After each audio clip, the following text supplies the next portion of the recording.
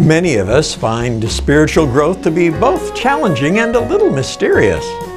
I've talked to people I consider to be very spiritually mature, yet they can't always put their finger on exactly what it is and how they got that way. In fact, some even question whether they are spiritually mature.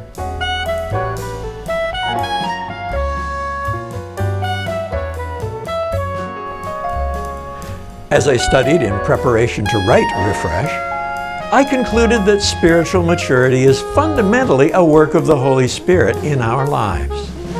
We can learn a lot of biblical truth and spiritual facts, but that doesn't guarantee spiritual growth. We can't just decide to grow spiritually and then make it happen.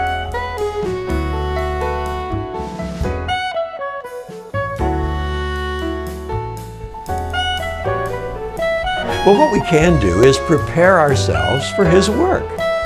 Through the years, growing believers have found a variety of ways to do that. And sometimes these things are called spiritual disciplines, though I don't call them that in this book.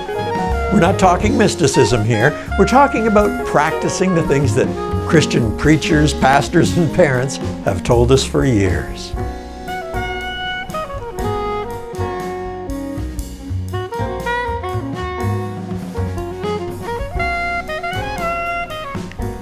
But there are no substitutes for things like simply being quiet in body, mind, and spirit in God's presence.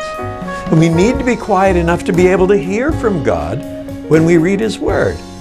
And we need to pray, not just bring lists of requests to Him, but be still and really engage God spiritually. We need to learn to confess our faults, to live simply, to be open, to embrace suffering and other things that are opposite to the values and habits of the world around us.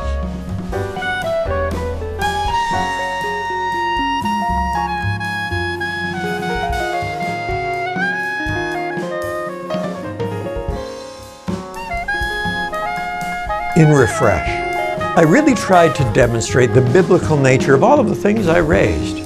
So I took time to write a brief story in the first person to introduce each chapter. Now, people often remember facts by remembering stories, and that's why I chose to link each concept about spiritual growth with a biblical character.